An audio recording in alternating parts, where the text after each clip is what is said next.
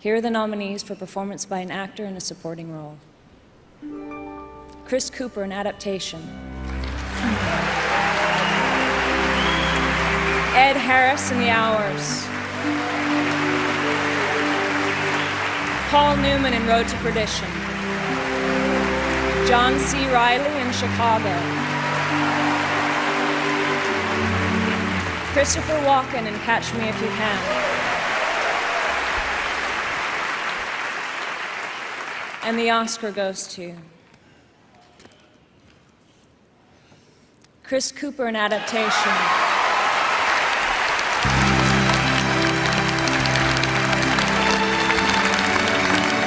This is the first Academy Award and nomination.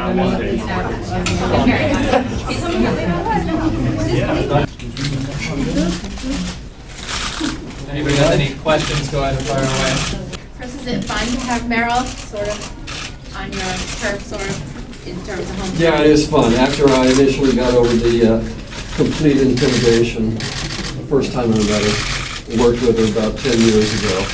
But no, she is delightful, and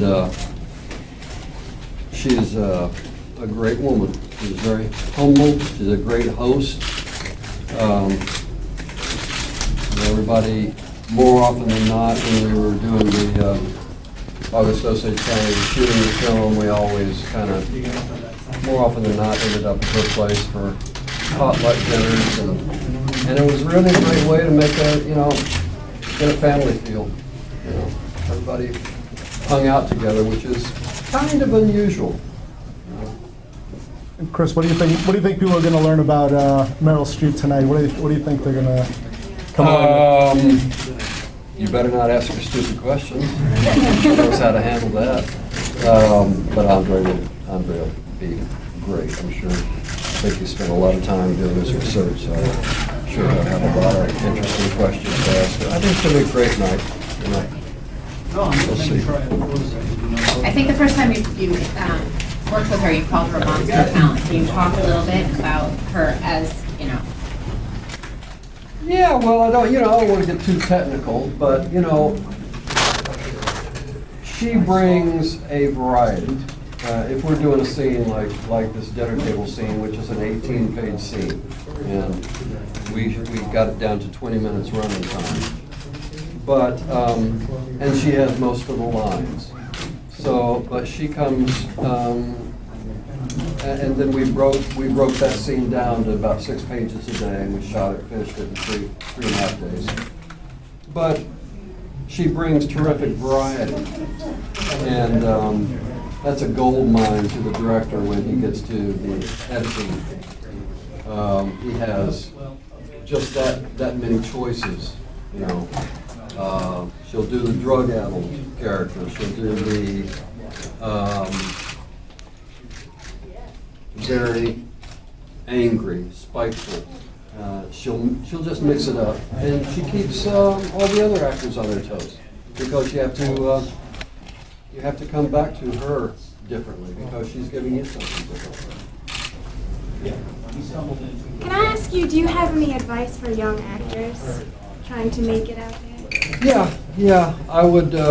I plead with young actors to do theater. Start with theater. Make your mistakes night after night after night, and build a foundation, and find a technique. Develop a technique that you can depend on. Unfortunately, so many actors are going straight into film work, and many of them aren't prepared for it. Thank you. Chris, one time you described working with Meryl as like creating jazz. What did you mean by that? How so?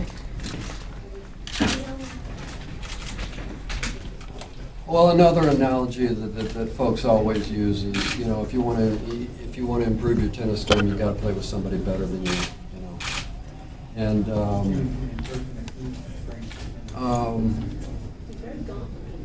if I dare say, I think, and Meryl and I talked about it a little bit. I think we both certainly do our homework, and we come prepared.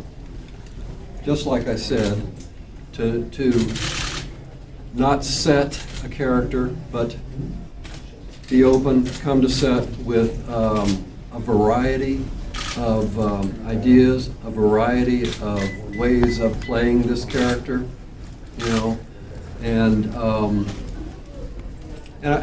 what I was saying was, doing your homework, then you come to set, forget about that, forget all the homework, and then I'm thinking you work more intuitively, you know, and you're open to what the other actors bring to you. The little secret is that some of the greatest performances are what the other person gives you, because they surprise you, you know, and you get often you get a real response, you know, or an interesting take on something that you may have not ever thought of. Time for one more, guys. Shifting gears, what's on your plate this spring, this summer?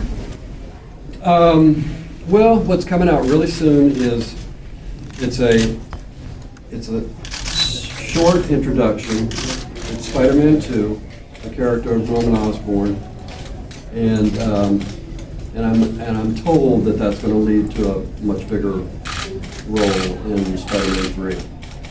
And other than that, I'm just reading a bunch of scripts and looking for the next job. Thanks, guys. Thank you, guys. Thank you. Thank you.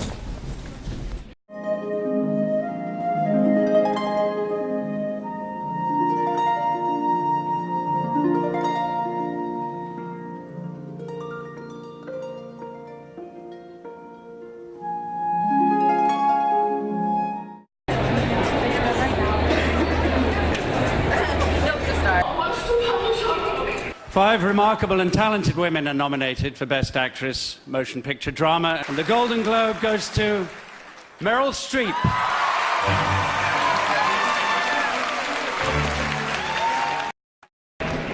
So we're very, very excited that Meryl is here. Andre Dubus III is a faculty member at this university.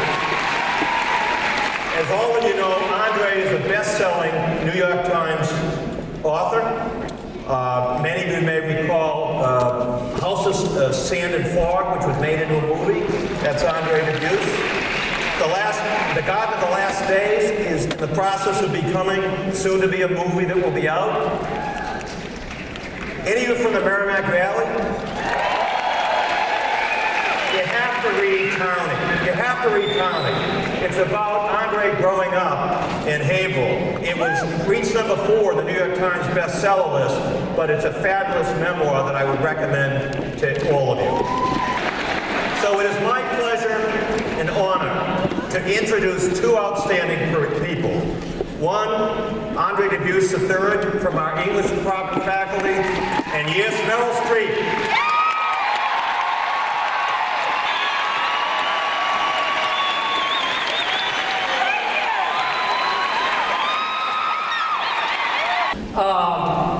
Seriously, everybody, thank you for being here. As you can imagine, it's an immense honor for me to be able to sit here and ask questions of Meryl. She does allow us to call her Meryl. Yes, don't you? And look, if, you know, I've got a few notes, but we may not get to many of them. But look, if the heading of our conversation has a title, Meryl, just you and me now. It's how do you do it?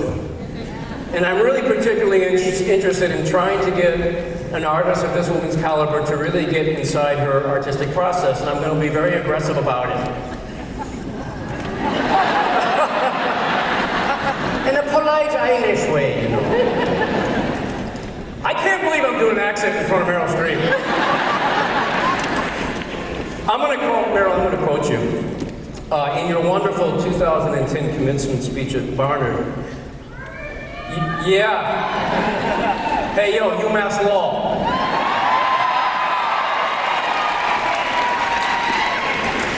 Meryl said, being a celebrity has taught me how to hide, but being an actor has opened my soul. You also went on to say in that speech that if you've been touched by this, if someone in our culture is touched by the success fairy, people think you know why. And we all know that she's had immense success in a worldly way, but I'm really not that interested in talking about that kind of success tonight. I really want to talk about the artistic success that you've had. And, you know, my own view, you guys, is that the heart of her art is that somehow this human being here has found a way to open her soul and show us whatever is there. And, you know, there's a wonderful line from Tolstoy you may know, Meryl. He said, art is transferring feeling from one heart to another. And there's only one thing that can do that, and that's truth. So I'm going to shut up and I'm going to ask her, in my preparation of my homework, ladies and gentlemen, I can't find any one technique that Meryl Streep follows. I don't find any school of acting she does. I mean, I know there's a Meisner, there's a Stanislavski, there's Michael Chekhov, there's Jerzy Grotowski, there's all these schools of thought. She attended Yale drama, but you seem to do it differently every time. Am I wrong, or am I totally right, Meryl? Just say yes, and I'll keep talking. Everything you say is totally right. Okay. Yeah. Well, I have a long and checkered education. I was brought up in New Jersey.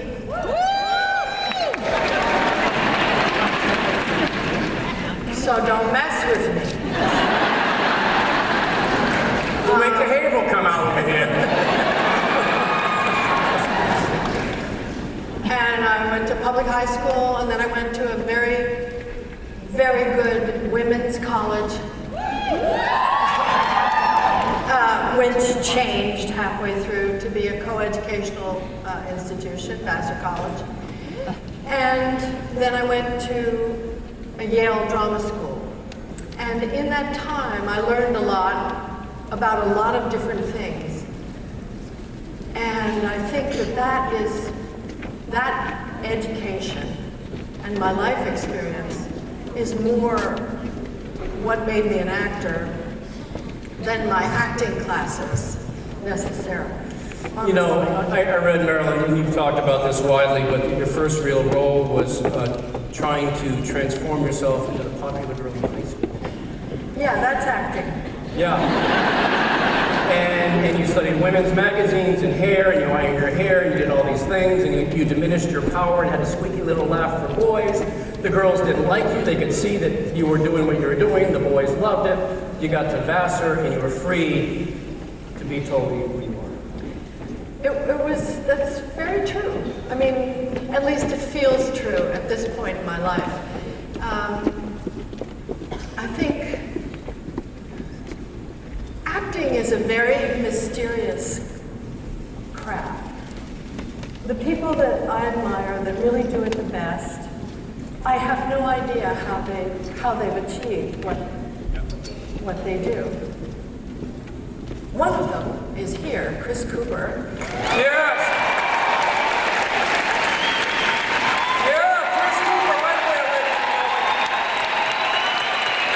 Yeah! Can I segue to Mr. Go ahead. No, I'm going to talk about him. Yeah, please do. Chris, go back. No, but it is that thing where when you're working with them, the people who are truly great, it's a seamless exchange of thought, emotion, physicality. There's no, you can't parse it while you're in the moment. Okay, you know, what I want to do is I want to go back to, first of all, yeah, I just agree about Chris Cooper's an actor. Well, because he also, like you, is a rare actor who you never see working. You never see him acting. It's total, authentic, showing what's happening. You had a great quote about, I want to go back to Kramer versus Kramer in a second, your first really significant film role. Yeah. And, but you had a really, I think, cool thing to say about playing Margaret Thatcher in The Iron Lady, for which you won your third Academy Award. It's all about fooling the other actors into believing you are who you say you are, and I take my entire performance from them. So if they don't look at me as Margaret Thatcher and hate me appropriately or love me the way they're supposed to, then I'm lost. I don't have anything to go with. That's exactly. Yeah, you're totally dependent on the other people. I'm sure that's true of musicians, that you're held up by the support of the other people in an orchestra or in a band. You depend on them, absolutely, for everything.